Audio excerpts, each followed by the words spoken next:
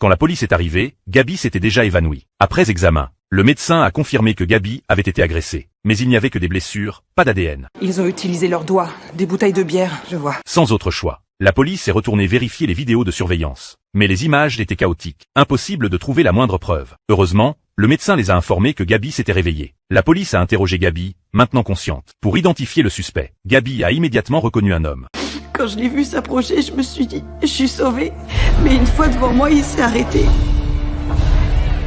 Son regard s'est figé d'un coup et... La police a arrêté Frank, mais Frank insistait que ce n'était pas lui. Frank semblait visiblement agité. Alors la police a demandé à Gabi de faire une identification en personne. Et effectivement, Gabi a encore désigné Frank. La police s'apprêtait à emmener Frank, mais il est devenu encore plus agité. Il a même agressé un officier. Il s'est avéré que Frank était un ancien combattant. Il avait développé un stress post-traumatique pendant son service. En entendant cela, la police a réalisé que Frank ne pouvait pas être le coupable. Ils l'ont ramené. Finalement, Frank s'est souvenu de ce qui s'était vraiment passé. Cette nuit-là, il essayait en fait d'arrêter quelqu'un d'autre. Vous vouliez la protéger?